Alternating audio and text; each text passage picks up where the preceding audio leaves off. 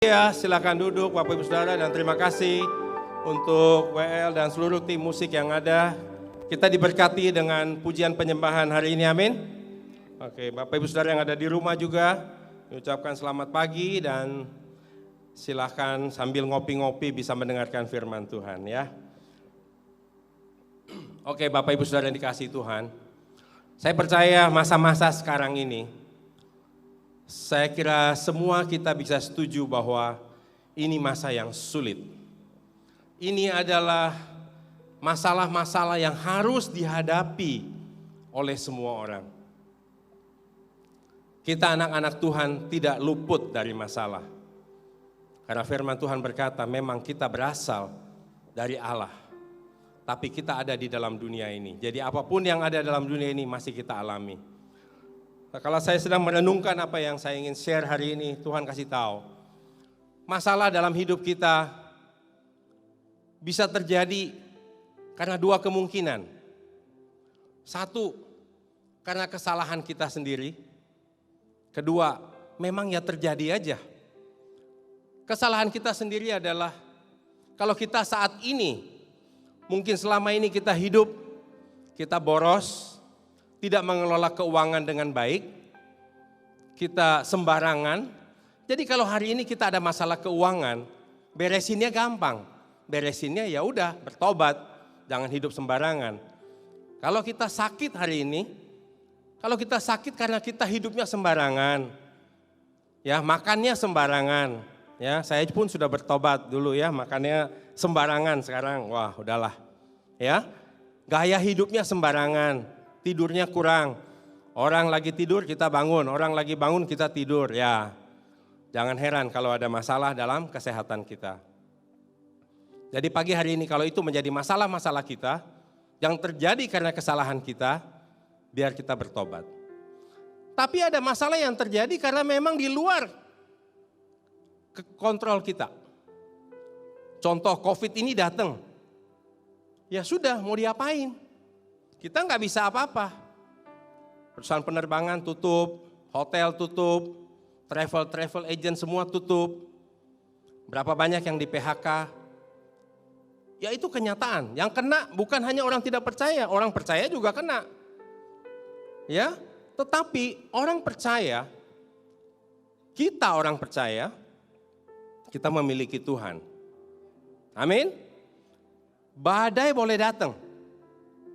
Tapi kalau kita memandang kepada Tuhan kita, sama seperti Yesus berjalan di atas air, dan satu-satunya manusia yang saya tahu yang juga berjalan di atas air adalah Petrus. Dia bisa berjalan tatkala dia terus memandang kepada Tuhan. Tatkala dia mulai ragu dan dia tidak memandang kepada Tuhan, dia mulai tenggelam.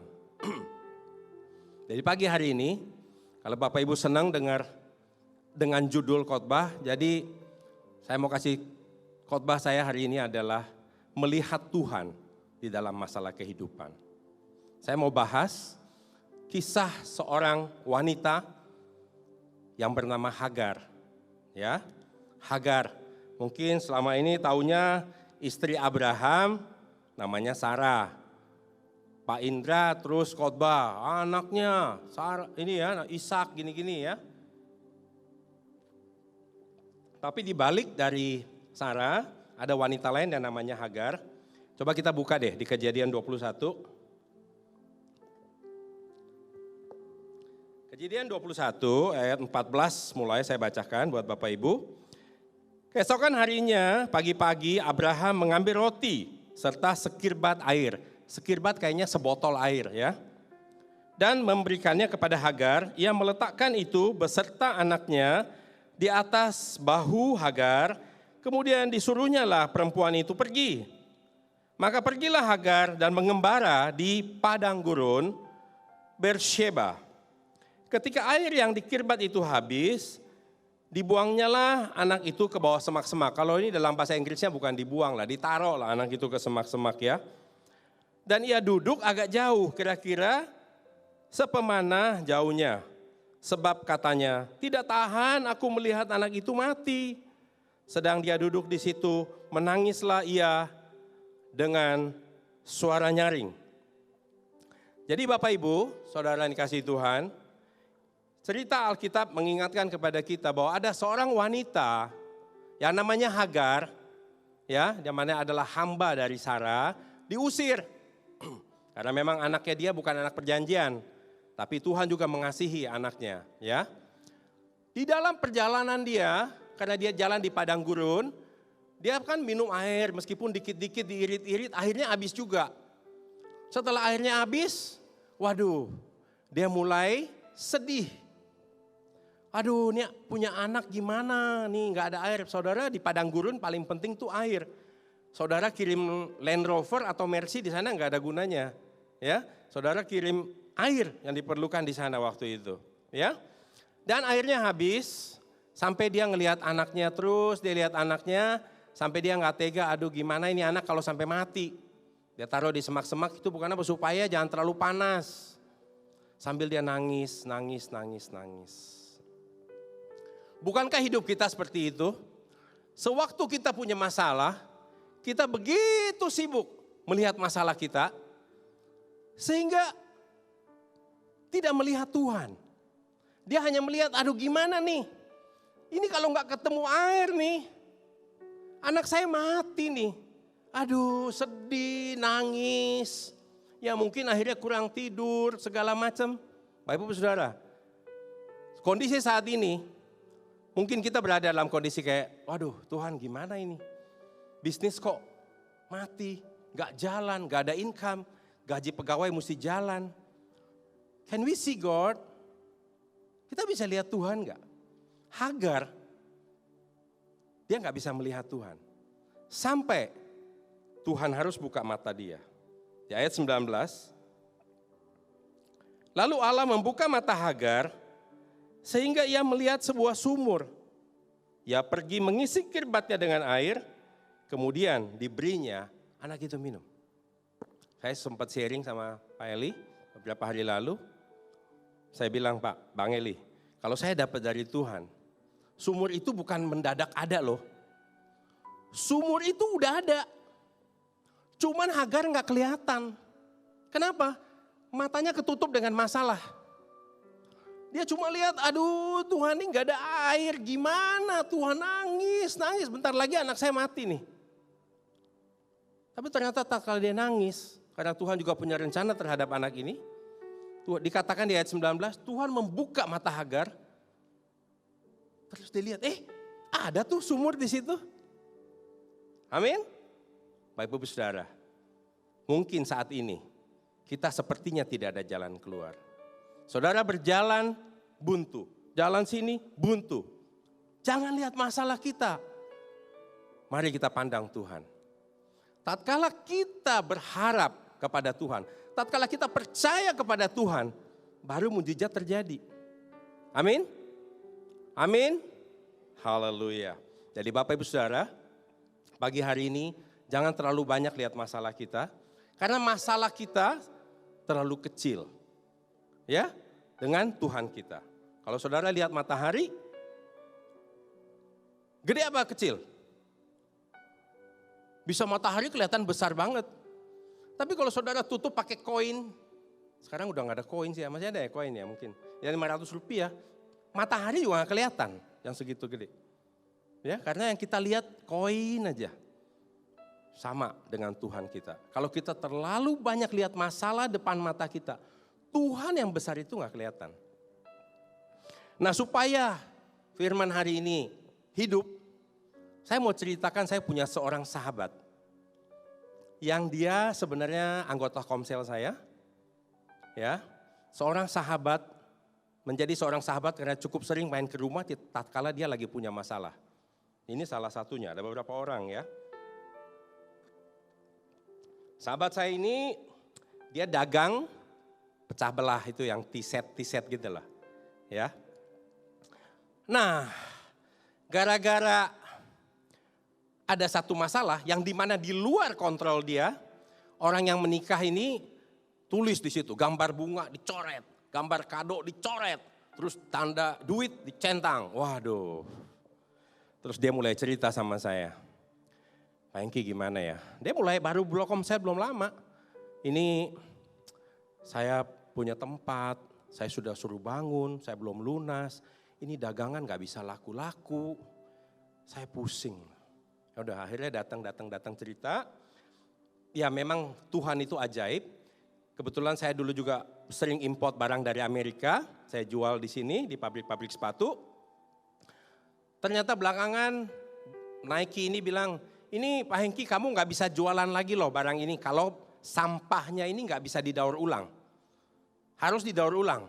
Ya karena dia sering ke rumah saya ngobrol. Saya bilang ini gimana ini? Oh bisa, saya coba aja. Dibikinlah mesin. Memang orang kalau pengen kerja ada aja akalnya. Saya aja gak tahu. Itu yang saya beli barang di Amerika juga bingung, dia gak pernah. Akhirnya dibikin mesin, cobain, gagal, cobain, gagal. Akhirnya jadilah itu mesin. Nah dari hasil recycle mulai ketolong, keuangannya mulai dapat. Ya, terus berjalan kehidupannya. Teman saya ini sudah almarhum, ya, dia teman mancingnya Pak Indra, teman mancing Pak Edi Leo. Tapi karena ada istrinya hari ini, saya minta istrinya aja. Jadi bukan bilang saya ngada-ngada, tapi saya minta Ibu Ing bisa ada bersama dengan saya di sini. Mungkin bisa menceritakan. Karena saya kenal keluarga ini lama banget ya, masih komsel di rumah saya, masih di Muara Karang.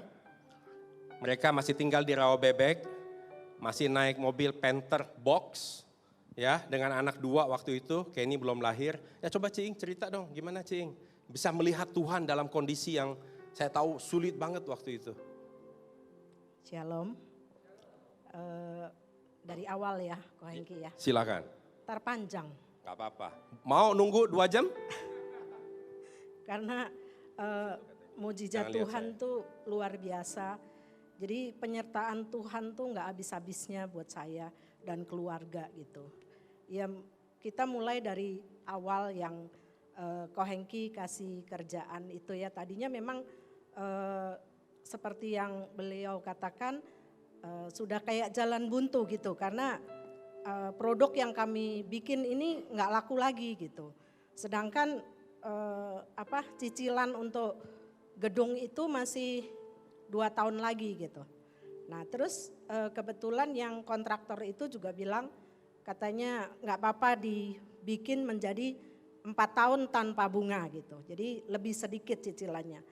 Itu pun nggak sanggup gitu karena memang penjualannya nggak ada, jadi waduh sempat bingung juga. Nah kita memang komsel di tempat Pak Hengki, jadi apa-apa yang ngadunya pasti ke PKS ya. Kalau kita komsel ada apapun pasti ngadunya ke PKS gitu. Nih gimana, saya waktu itu masih jiwa baru di Abalov ya, waktu tahun 97 ya Pak Hengki. Yeah.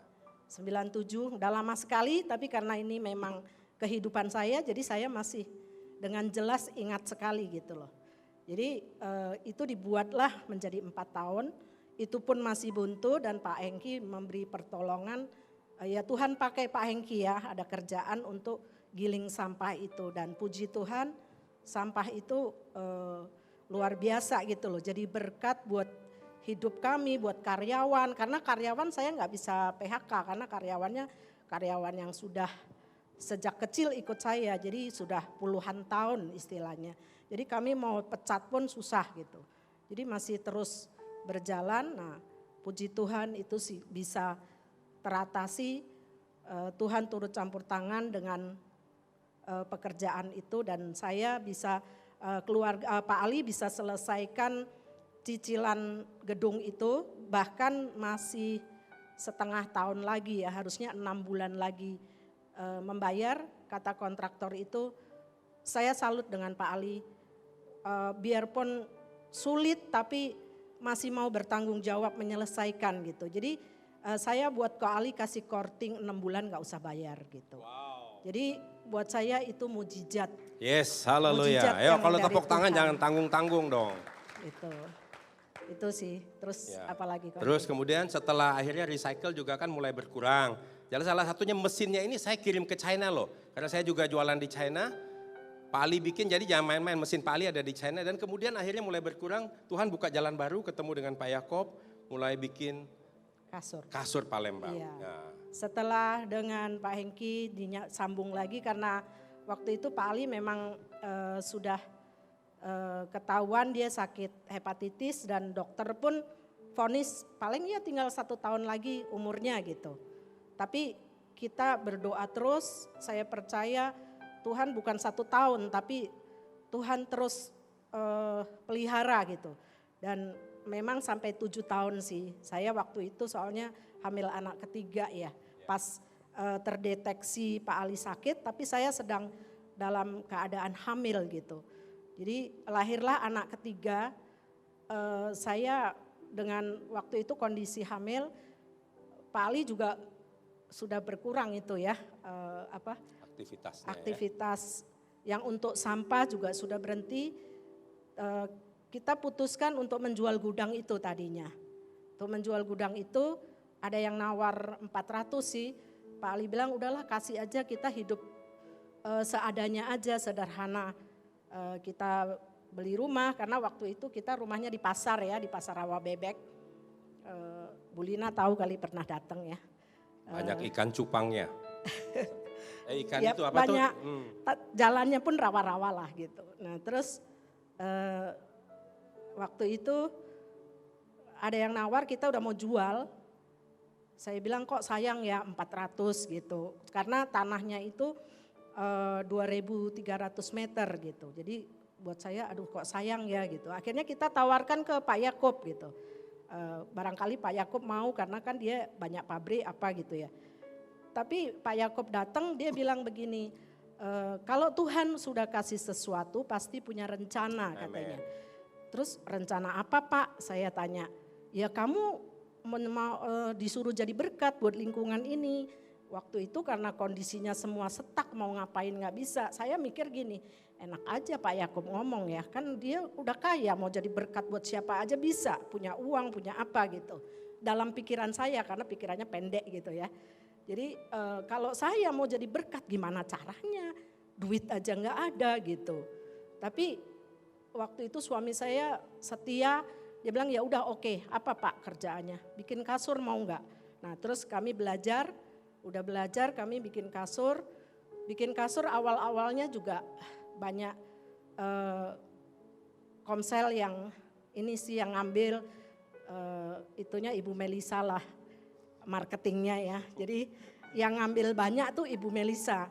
Padahal itu kasur murah, Ibu Melisa beli juga nggak tahu untuk apa, saya juga nggak tahu ya itu kasur Palembang lah, kasur yang murah-murah gitu. Dengan Ibu Melisa itu beli 10, beli 5, beli berapa, itu menjadi semangat gitu buat saya. Padahal waktu itu kondisi saya lagi hamil tua ya.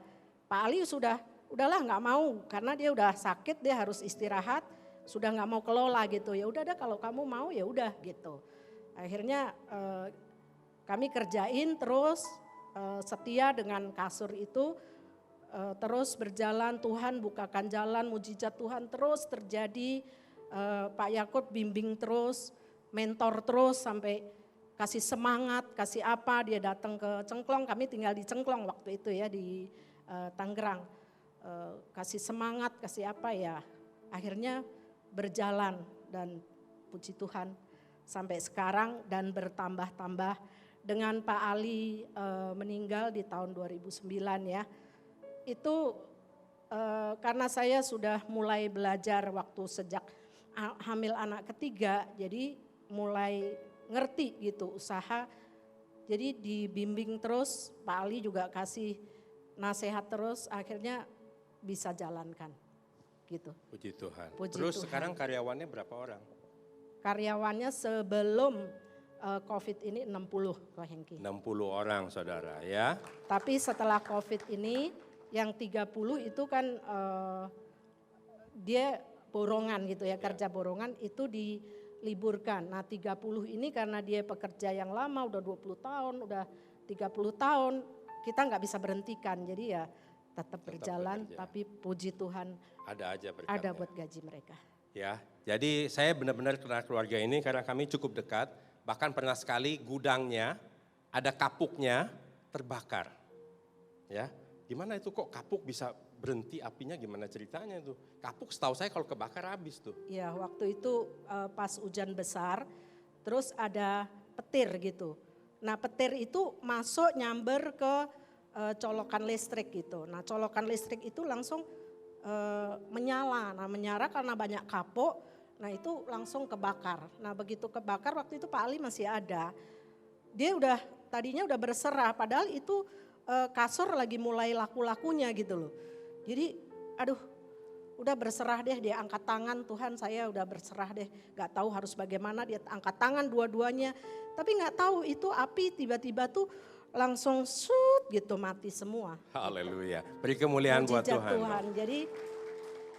Jadi masalah yang dihadapi itu bukan sekali. Masalah selesai, beres, ada lagi. Beres, ada lagi. Dan saya kenal Ciing ini adalah seorang ibu rumah tangga. Yang gak pernah ngurusin yang lain-lain. Cuman taunya pokoknya ya ngurusin duit aja. Bagaimana produksi, bagaimana pemasaran setahu saya gak ada. Ya, tetapi saya ringkasin ini apa setahu saya. Mereka tuh dapat fasilitas utang dari bank waktu itu ya. 1 miliar kalau gak salah tuh. Ada fasilitas tapi gak dipakai. Ya, itu juga mujizat Tuhan ya. Karena ternyata supplier terbeban kasih utang lebih lama ya. Tapi awalnya bukan itu sebetulnya. Gimana coba? Awalnya ada jemaat Tuhan, mungkin nggak ibadah ya di rumah kali, mungkin kalau dari online. Saya juga mau terima kasih dengan Pak Arifin dan Ibu Sinta. Awalnya dari mereka, Ko Hengki. Jadi saya kan buat karpet dan bahan karpet itu, filmnya itu waktu itu masih dari Cina. Nah kami membeli di sini itu harganya tinggi. Terus Pak Arifin kan sering ke Cina, jadi dia tawarkan mau nggak? Tapi sekali datang harus 1 kontainer. Nah sedangkan kalau 1 kontainer kan kita nggak ada modal gitu. Pak Arifin bilang nggak apa-apa, kita tolongin dulu. Nah didatangkanlah 1 kontainer, harganya beda jauh sekali dengan beli di sini gitu. Beda separuh lah gitu. Nah akhirnya kami nyicil dengan Pak Arifin gitu. Tapi sudah dibereskan gitu. Jadi sejak itu laku dijual terus kita terus setiap bulan bayar dengan Pak Arifin, cepat dibereskan, ada berapapun kita setorkan ke Pak Arifin gitu. Jadi sudah selesai. Dari saudara seiman ya, tapi jadi dari Pak Yakobnya sendiri itu pun mementor kita sampai saat ini sih, terus mendampingi kami gitu untuk bisnis. Dan cengklong tetap masih ada, dan setahu saya nih sekarang hambanya ini rumahnya lumayan lah ya, ada di Citra, di mana dulu sempat punya apartemen di CBD ya. Udah masih ada nggak? Apa udah dijual? Sudah dijual. Diganti rumah lagi juga ya. Jadi seorang yang mengalami begitu banyak masalah, tetapi kalau dia mengarahkan hatinya kepada Tuhan dan hidupnya benar di mata Tuhan, hari ini Tuhan berkati luar biasa. Terima kasih Cing, Tuhan berkati. Ya karena waktu, tadi saya lihat Bang Eling lirik-lirik ke saya terus. Tenang Bang, saya akan selesai tepat pada waktunya. Ya, jadi mereka ini orang yang setia. Jadi waktu itu cengklong itu udah selesai. Tapi Pak Ali ini saya tahu, terus Pak saya mau cicil. Waktu itu sempat cuma bisa 5 juta, saya bayar 5 juta Pak. 5 juta nggak bisa, 2,5 juta. Pokoknya punya niat nggak mau ngemplang. Pokoknya mau bayar. Dan mereka setia banget dari hal yang kecil. Dan di setiap masalah saya lihat ya mereka itu ya datang. Ya mereka ngobrol, ya gimana ya Pak Hengki, gini-gini. Terus kita bahas lagi, kita doain lagi. Ya sampai mau bikin merek kasur aja nanya saya. Nama anaknya kan Kenny, saya bilang ya udah bikin aja Ken Dedes, ya Kenny Deo Dennis, waduh Ken Dedes, nggak tahu masih dipakai nggak sama Ciing merek itu ya, tapi masih ya. Nah itulah bagaimana menurut saya seorang yang melihat Tuhan di dalam setiap masalah kehidupan, karena selama kita masih hidup di dunia ini, kita tidak akan terlepas dari masalah. Hanya masalahnya kembali yang saya bilang tadi, masalahnya kita buat sendiri atau masalahnya memang ya kita nggak bisa ngapa-ngapain. Kalau masalahnya kita buat sendiri, kita bertobat. Tapi kalau masalahnya memang di luar kontrol kita, harapkan Tuhan. Lihat Tuhan yang besar, maka Tuhan akan melihat, melakukan sesuatu dan mujizat terjadi. Saya nggak habis pikir sih waktu dia punya kasur kebakar, atau bisa berhenti. Waduh, kasur kebakar nggak mungkin berhenti. Berhenti kalau udah habis. Ya, dan saya melihat bagaimana pertolongan Tuhan di dalam keuangan mereka. Ada customer yang mau bayar duluan, saya bayar dulu dah, kasih diskon. Nah, ada supplier bilang, oke, utangnya boleh lamaan. Sehingga mereka tidak usah utang bank, semua di finance dengan baik. Saya percaya ini semua karena Tuhan. Dan karena Tuhan melihat mereka punya hati, kalau saya punya utang saya mesti bayar. Berapa yang saya bayar? Bodoh amat, pokoknya saya mau bayar. Saya mau selesaikan, itu komitmen. Itu yang di Lukas 16 yang mengatakan kalau kita mesti setia dengan hal yang kecil, maka Tuhan akan berikan hal yang besar. Tapi kalau kita tidak setia, mungkin anggap utang gini, udahlah. Dia kan orang kaya, duit segini juga gak berasa, pelan-pelan aja deh, apa gak usah bayar aja. Itu udah salah di mata Tuhan. Tapi karena mereka setia, dan saya lihat hari ini, udah punya cucu 2, udah punya rumah cukup banyak. Ya, setiap anaknya kalau merit udah tenang lah, ada rumah aja. Ya saya senang melihat mereka, dan saya masih kadang-kadang telepon, saya tanya bagaimana. Puji Tuhan. Masa COVID juga tetap ada. Dan saudara lihat dari pertama cerita tadi, waktu dia bikin pecah belah, dia sudah punya pegawai, dia nggak ada kerjaan loh, tapi pegawainya nggak dipecat. Karena apa? Wah sayang dong, mereka sudah ikut saya lama, kasihan. Mereka dengan susah payah mereka mempertahankan. Dan Tuhan melihat itu semua. Dan hari ini mereka bisa punya terakhir 60 karyawan. Saya percaya COVID ini segera berlalu, bisnis akan rutin lagi, bukan hanya 60. Dan orang-orang yang bekerja itu setahu saya adalah di lingkungan sana. Jadi betul-betul Ibu Ing dan keluarga sudah menjadi berkat buat orang-orang yang ada di sekitarnya. Sekarang bagaimana dengan kita Bapak Ibu Saudara? Apa yang menjadi masalah kita hari ini? Apa kita larut dengan masalah kita? Kita terus tenggelam? Aduh, Singapura udah ketok palu, resesi karena 2 kuartal negatif. Indonesia bagaimana? Kita belum tahu karena kuartal pertama kita masih positif. Kuartal kedua kita sudah pasti negatif. Kuartal ketiga gimana? Tidak usah pusing. Biarin aja. Kita mau dengar firman Kristus. Bahwa Allah tidak sekalipun membiarkan kita.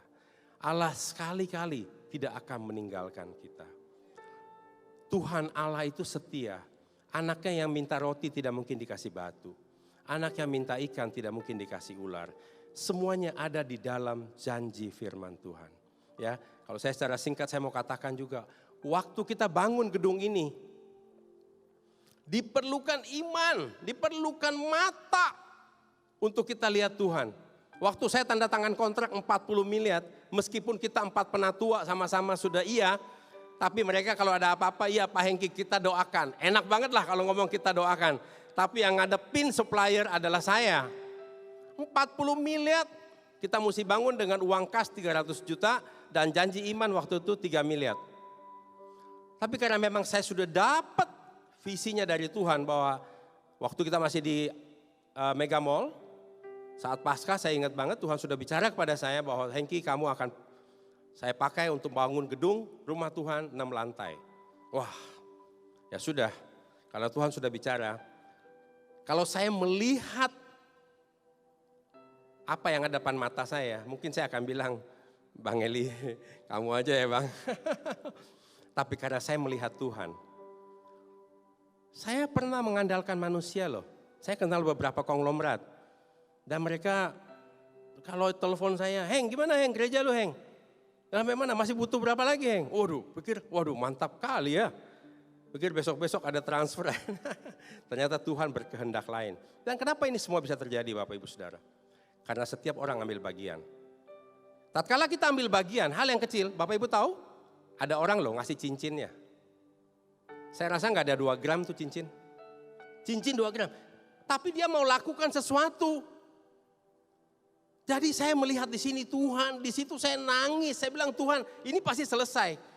Kalau orang ini berpikir, aduh cincin 2 gram harga berapa, mana bisa selesaikan gedung. Tapi ternyata karena ada hati ya, orang ibu-ibu seperti itu, bahkan ada yang janda, ada yang cuma ngirim semen berapa sak, maka gedung kita selesai. Jadi saudara, Bapak Ibu Saudara, jangan anggap enteng hal kecil. Apapun yang Tuhan suruh dalam hidup kita, kita lakukan dengan setia. Mujizat sudah ada di depan mata.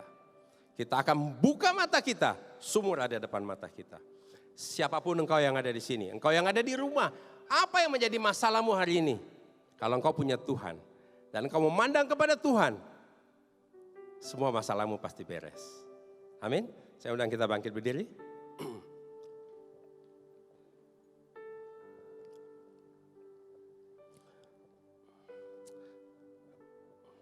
Kita tundukkan kepala. Coba kita reflect kembali hidup kita. Selama ini kita lebih melihat Tuhan kita besar, atau kita lebih melihat masalah kita lebih besar?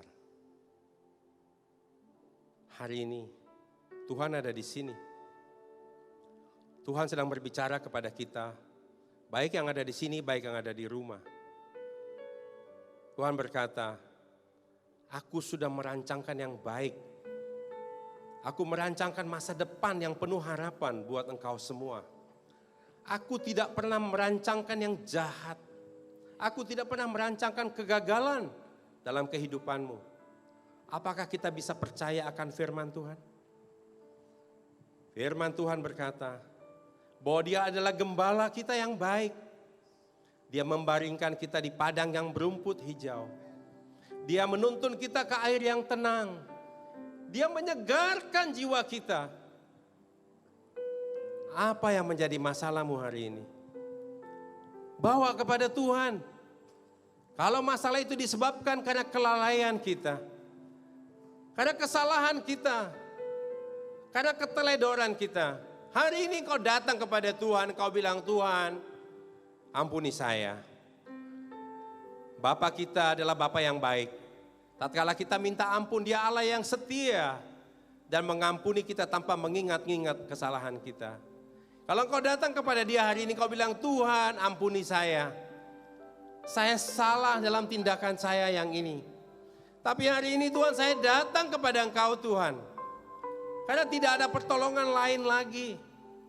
Saya hanya berharap kepada Tuhan. Dan firman Tuhan berkata, pengharapan kepada Tuhan tidak pernah mengecewakan. Kalau engkau berharap kepada Tuhan, Tuhan akan buka matamu seperti Tuhan membuka mata Hagar. Engkau akan melihat sumur itu ada di sana. Mujizat itu ada di sana. Dan engkau akan bersukacita memuliakan nama Tuhan. Hari ini Bapak Ibu, saya merasakan kuat sekali Tuhan ada di tengah-tengah kita. Dia sedang berbicara langsung kepada engkau hari ini. Kalau Tuhan berbicara kepada Bapak Ibu, saudara-saudara semua di sini hari ini, jangan keraskan hatimu. Buka hatimu. Terima Tuhan kita. Terima kebenaran firman Tuhan. Hidupmu pasti berubah.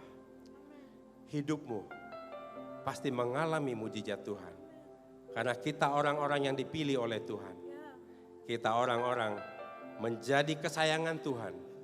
Kita adalah biji mata Tuhan. Percayalah, percayalah. Kalau pernah keluar dari mulutmu mengatakan bahwa Tuhan, engkau kok melupakan saya. Tuhan, kok saya ditinggalkan. Percayalah, itu bukan Tuhan. Di suara hatimu yang menutup pintu matamu sehingga kau tidak bisa melihat Tuhan. Hari ini, Tuhan katakan Dia mengasihi engkau semua. Dia melihat masalahmu dan Tuhan sudah memberi jalan keluar itu. Apa yang kau lakukan? Buka matamu. Terima kebenaran firman Tuhan, pegang janji Tuhan, kau akan alami mujizat. Terima kasih Tuhan, kami bersyukur Engkau ada di tengah-tengah kami pagi hari ini Tuhan. Kami bersyukur kalau kami semua sehat. Kami bersyukur Tuhan kalau kami aman dalam perlindungan-Mu. Terima kasih Tuhan Engkau yang pelihara kami. Di dalam beberapa bulan COVID ini Tuhan, kami melihat Engkau tidak pernah meninggalkan kami sedetik pun Tuhan. Engkau ada bersama dengan kami. Engkau berkati setiap jemaat-Mu yang ada di sini. Engkau berkati jemaat-Mu yang sedang di rumah, yang sedang melihat streaming hari ini juga Tuhan. Kami percaya Engkau mengasihi mereka semua juga Tuhan. Dan kami boleh melihat, kami akan mendengar kesaksian-kesaksian mujizat-mujizat Tuhan. Pasti terjadi. Terima kasih Tuhan. Terima kasih Bapa. Di dalam nama Tuhan Yesus, kami sudah berdoa dan kami mengucap syukur. Semua kita percaya, sama-sama katakan, amin, haleluya, Tuhan Yesus memberkati.